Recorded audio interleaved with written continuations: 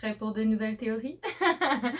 Donc, aujourd'hui, comme vous avez pu voir dans le titre, on va parler un peu de la scène post-générique qu'on a pu avoir dans le dernier épisode de Loki. Bon, pour ceux qui n'avaient peut-être pas remarqué, eh bien, après le premier générique du dernier épisode, de l'épisode 4, il y a une petite vidéo post-générique qui est quand même hyper importante à regarder si vous voulez bien comprendre la suite des choses et avoir quelques petits indices. Donc, si vous ne l'avez pas vu, allez la voir tout de suite et revenez dans la vidéo juste après. Donc, comme je viens de vous dire, cette scène après générique, en fait, c'est littéralement après que Loki se soit fait effacer et que Sylvie reste avec Ravonna, eh bien, Loki se réveille en fait dans un endroit avec d'autres Loki. Au début, Loki pense qu'il est mort et les autres lui répondent que non, mais que s'il reste là affalé sur le sol, il va peut-être mourir potentiellement. Eh bien, cette seule petite scène d'environ 15 secondes, même pas, nous donne énormément de théories pour la suite des choses. Dans la théorie d'aujourd'hui, je vais essayer d'être assez claire parce qu'il y a énormément de suppositions et de différentes théories qui regroupent cette théorie en général. Donc, j'espère que vous êtes prêts. On y va!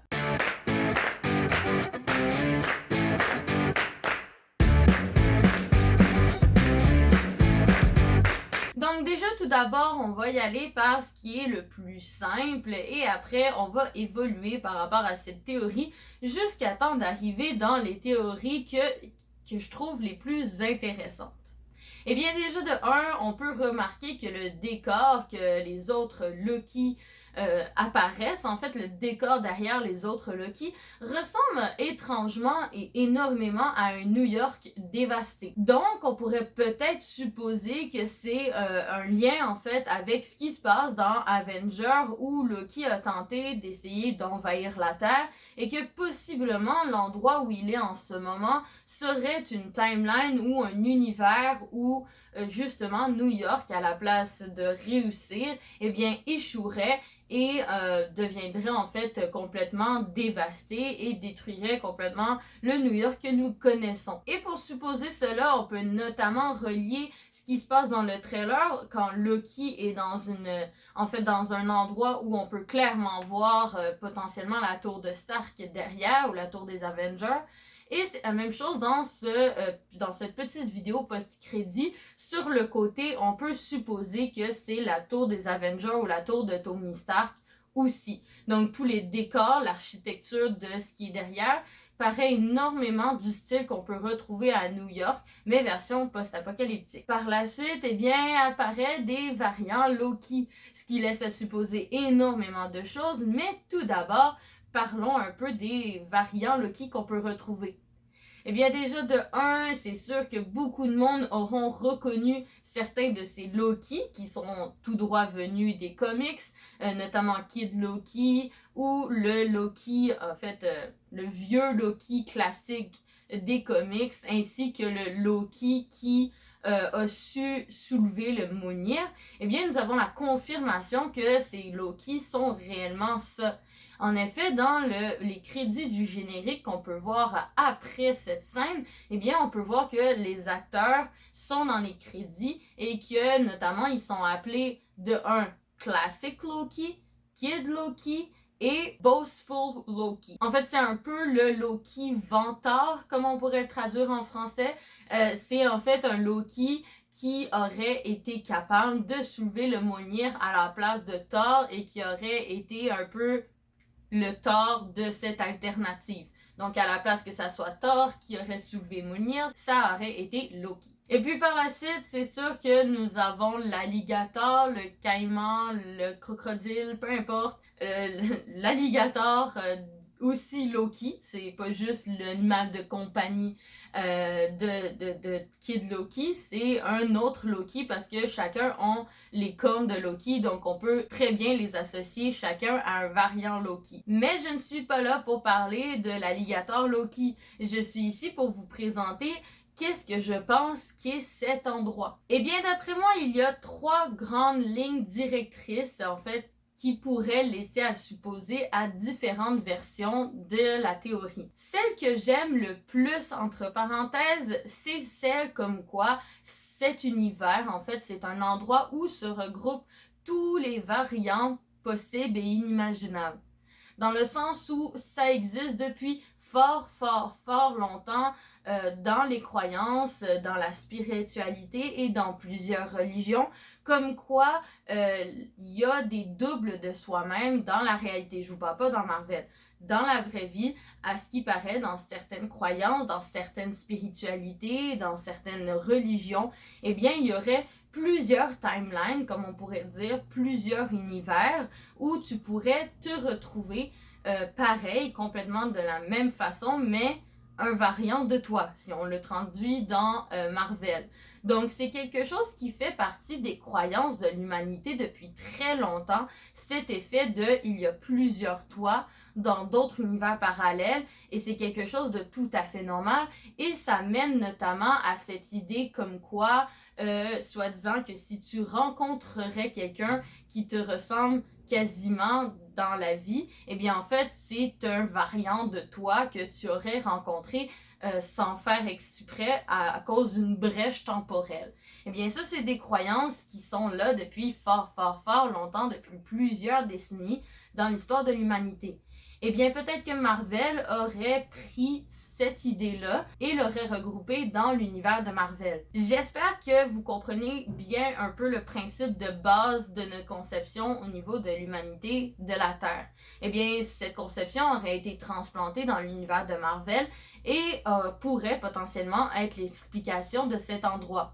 Dans le sens où, par exemple, si on se base sur le fait que le flux éternel, le flux temporel éternel créé par les Timekeepers, ne serait qu'une, en fait, pas une supercherie, mais ne serait pas obligatoire dans le sens où, théoriquement, peut-être que les variants, les nexus, les autres timelines, la guerre des multiverses, peut-être que c'est des choses qui, normalement, devraient arriver dans le sens où peut-être que une seule ligne temporelle ne devrait pas exister, que la seule ligne que nous avons qui prédéfinit le destin de tous déjà tracé, eh bien normalement elle ne devrait pas exister. Ce qui ferait en sorte que les variants ne pourraient pas être effacés. Et donc, à moins que tu tues le variant physiquement, comme exemple la scène où justement Loki meurt dans sa vraie timeline, à moins que tu tues physiquement un variant, théoriquement, un variant devrait vivre et serait une personne à part entière de leur propre univers.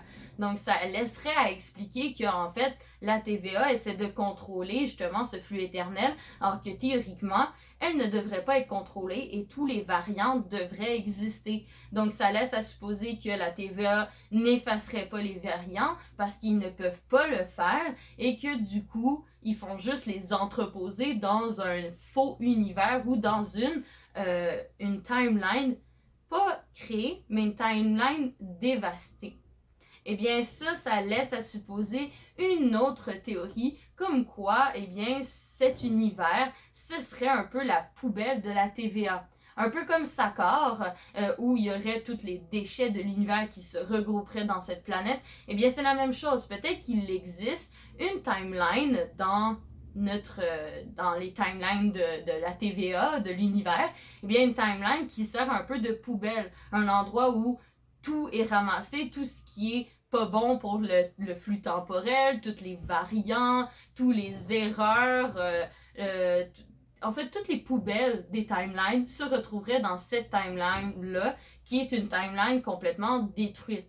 Eh bien, peut-être que c'est justement la timeline où Loki aurait réussi à détruire le New York, ce qui n'était pas prévu normalement d'après le flux temporel. Eh bien, cette timeline serait utilisée comme poubelle de l'humanité pour la TVA. Si de un, le flux temporel ne devrait pas exister et donc on ne peut pas effacer les variants, ou que potentiellement les variants et toutes les autres poubelles de l'humanité se retrouveraient dans cette timeline maudite en fait, eh bien ça laisse supposer aussi d'autres théories. Passons à la deuxième ligne qui regroupe légèrement ce que j'ai dit précédemment. Si on prend toujours cette idée de timeline poubelle, on va l'appeler comme ça, si on prend cette idée de timeline poubelle, eh bien peut-être que cet endroit est l'endroit utilisé par le TVA pour entreposer tous les variants avant d'effacer leur mémoire. En effet, on avait découvert précédemment dans l'épisode 3 que tous les personnes qui travaillent au TVA sont des variants et que avant ils avaient eu une vraie vie, mais que par quelconque moyen, leur mémoire est totalement effacée et ils travaillent pour la TVA en pensant qu'ils ont été créés par les Timekeepers. Eh bien, peut-être que cette, justement, timeline poubelle est comme une salle d'attente pour ces variants en attendant de se faire attraper par la TVA et effacer la mémoire, entraîner pour devenir un agent du TVA. Mais tout ça mène à une potentielle troisième hypothèse que je vous parlais, justement la troisième ligne directrice de cette théorie. Celle qui vraiment n'est pas du tout dans le même concept que les deux premières lignes directrices que je vous ai parlé. Si on oublie tout ce que je vous ai dit au tout début, et qu'on prend par exemple l'exemple que nous avons eu quand Loki était enfermé dans un faux univers avec Sif et qui refaisait la même boucle de souvenirs encore et encore et encore, eh bien ça peut-être laisse à supposer que cet univers où Loki se retrouve est un univers créé pour tous les variants Loki, mais pas nécessairement pour les variants des autres personnes. Et peut-être que dans cet univers, vu que c'est la représentation de New York, eh bien on retrouve uniquement les variants Loki à travers toutes les générations de variants qui ont existé, qu'on enferme tous dans cet univers-là et qu'il n'y a que des variants Loki à l'intérieur de cet univers. Eh bien, ça laisse à supposer que soit les autres variants, exemple le variant Mobius, eh bien, soit que chaque variant a son propre univers d'attente avec tous les autres variants de lui-même qui a jamais existé, ou soit que potentiellement, normalement, les autres personnes se font réellement effacer et retourner dans leur timeline et donc comme existeraient plus, qui s'effaceraient pour de vrai. Mais que par contre, on ne ferait pas ça pour Loki. Et cette hypothèse du fait que uniquement Loki n'est pas effacé, que uniquement Loki est préservé dans un univers, en fait emprisonné dans un univers, laisse à supposer que peut-être potentiellement Loki est derrière la TVA et que Loki essaye de s'auto-effacer, entre parenthèses. J'expliquerai cette théorie un peu plus en détail dans une prochaine vidéo quand je parlerai de qui, d'après moi, est derrière la TVA. Mais juste pour vous parler vite de cette théorie, ça laisse à supposer que peut-être, potentiellement, eh bien, Loki, un des variants Loki aurait pris possession de la TVA il y a très longtemps, que les Timekeepers auraient existé, mais que malheureusement, à un moment donné, ils sont morts, et un variant Loki a pris possession de la TVA, et que celui-ci veut être l'unique Loki de tout l'univers. Il veut être l'unique Loki, et que justement, il emprisonne ou efface ou détruit ou en fait annule tous les autres Loki qui arrivent pour justement être le seul et unique Loki. Mais aussi, encore dans cette même idée, peut-être que ce n'est pas un Loki qui est derrière la TVA, mais quelqu'un qui sait très bien que Loki pourrait être sa perte.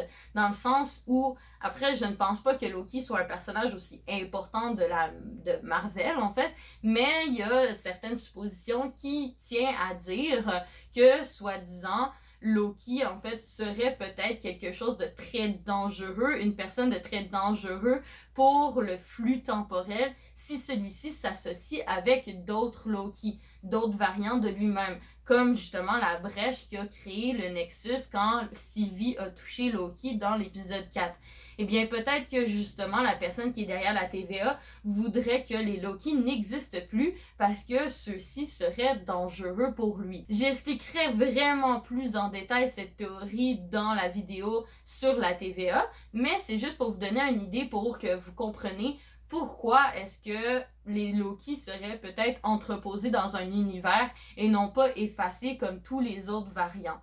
Mais après, cette théorie comme quoi on entreposerait uniquement les Loki et aucun autre variant me laisse un peu perplexe dans le sens où je ne pense pas que Mobius soit réellement mort et effacé. Je trouverais ça quand même assez étrange d'avoir mis un personnage aussi puissant avec un acteur aussi célèbre pour uniquement être un personnage qui meurt à l'épisode 4 et qu'on n'en entend plus parler ou que peut-être on va retrouver dans un autre variant mais qui se rappellera plus du tout de tout ce qui s'est passé avec Loki.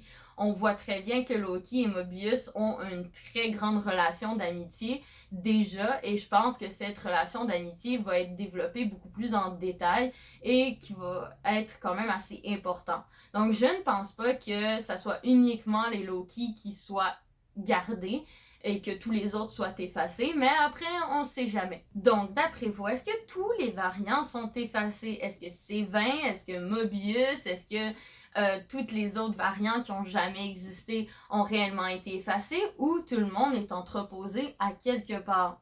Est-ce que justement cet univers est un entrepôt, en fait la poubelle de la TVA?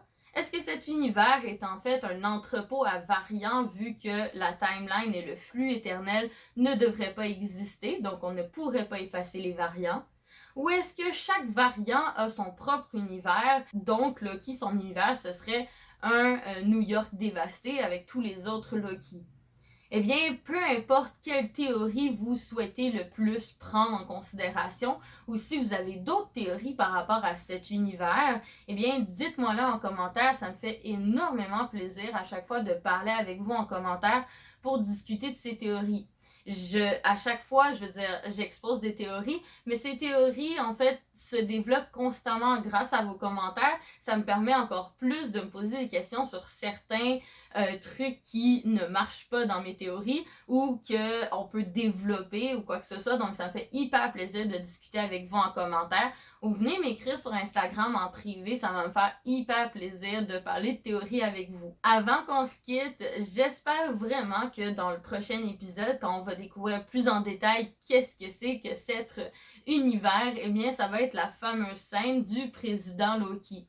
Je ne sais pas si c'est Loki qu'on a dans la série, le Loki variant, qui veut essayer de prendre possession de cet univers et de devenir le président, ou est-ce que c'est un autre variant Loki qui, lui, est déjà dans cet univers? Bien, ça laisse à supposer alors qu'il n'y a pas uniquement que des Loki, vu que dans la scène du président Loki, il y a d'autres personnes autour qui n'ont pas l'air d'être des Loki variantes. Ça a l'air d'être juste un peuple qui vit là. Eh bien, ça laisse à supposer peut-être qu'ils ne sont pas seuls dans cet univers parce qu'il faut bien se fier aux paroles des autres Loki quand Loki se réveille et qui demande est-ce que je suis mort? Bien, le Loki classique lui répond non, pas encore, mais si tu ne nous suis pas, tu vas mourir. Dans le sens que ça veut dire que cet univers n'est pas peace and love, là. C'est pas genre tranquille, tu te balades dans les champs. Il y a quelque chose, une menace qui est dans cet univers pour que le classique Loki réponde à Loki que s'il continue à rester couché sur le pavé, eh bien, il va finir par mourir. Il faut qu'il les suive rapidement. Eh bien, ça veut dire que peut-être que le peuple qu'on voit avec le président Loki est un peuple qui vit dans cette timeline et qui, justement, est hostile, entre parenthèses, ou est-ce que ça laisse à supposer l'autre théorie comme quoi que c'est un endroit où la TVA garde ses variants? Eh bien, peut-être que si la TVA arrive pour chercher un des variants, eh bien, là, tu disparais, donc tu meurs, entre parenthèses. Ben aussi, ça laisse à supposer que potentiellement, c'est peut-être une timeline, comme je disais auparavant, une poubelle de la TVA, une timeline qui a été complètement détruite par l'invasion extraterrestre de New York et que les gens qui vivent sur cette planète, le peuple qui vit sur cette timeline-là, eh bien, c'est les personnes qui ont survécu à cette attaque à New York et que justement ça laisse à supposer que peut-être que justement c'est une timeline maudite, une genre de poubelle pour la TVA où ils entreposent toutes leurs affaires un peu comme Sakaar. Eh bien tout ça, c'est incroyable. Je ne sais pas si vous avez bien compris toutes les différentes possibilités de cet univers. En tout cas, je vous laisse méditer là-dessus et j'ai hâte de voir mercredi c'est quoi la bonne réponse. Je vous souhaite une très belle journée et gros bisous du Québec!